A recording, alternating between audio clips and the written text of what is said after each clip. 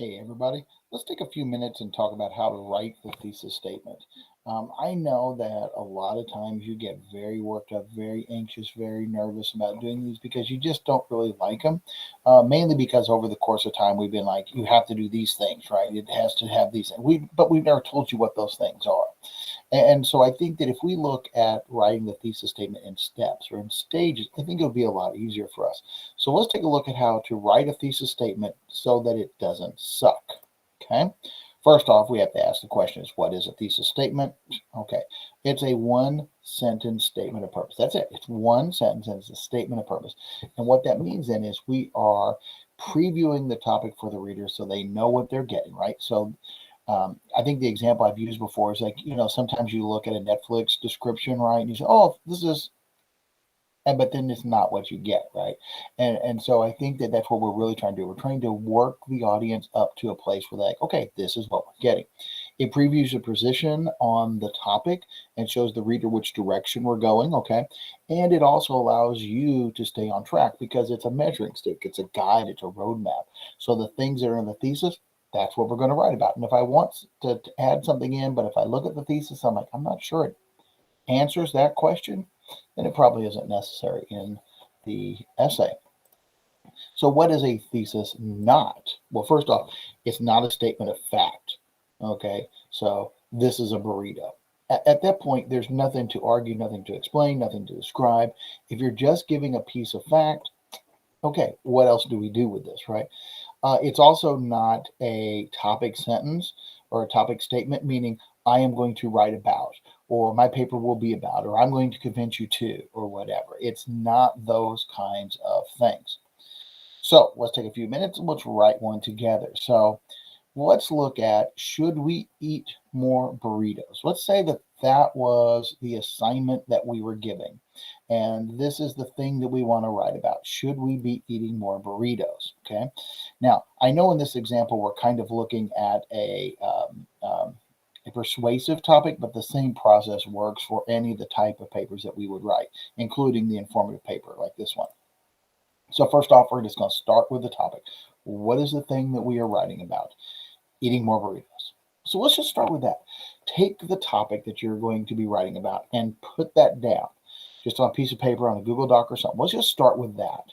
And then we're going to build around it, okay? Next, what we're going to do is we're going to state our position. Everyone should be eating more burritos.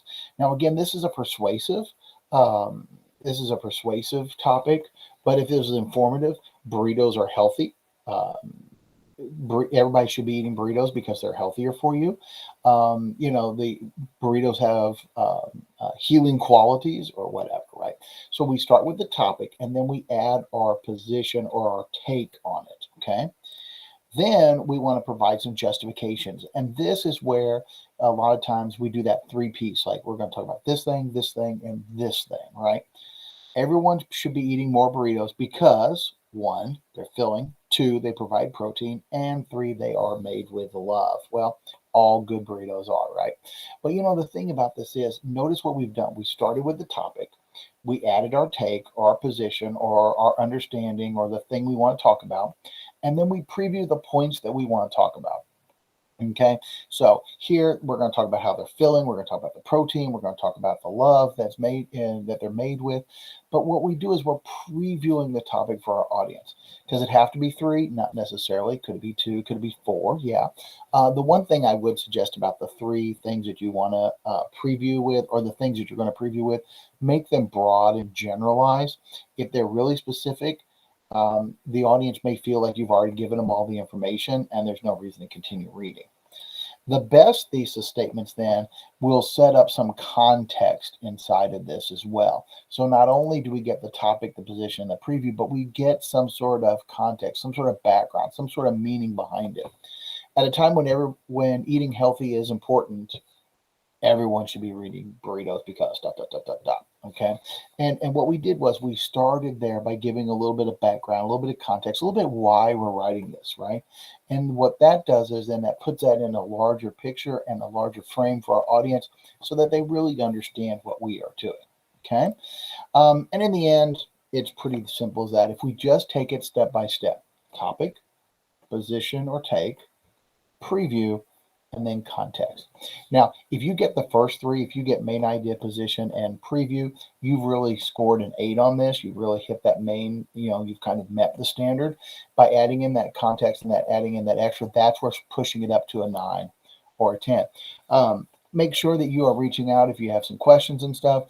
Again, take this step by step. If you do that, I think that you're going to find that it is a much better and easier experience for you.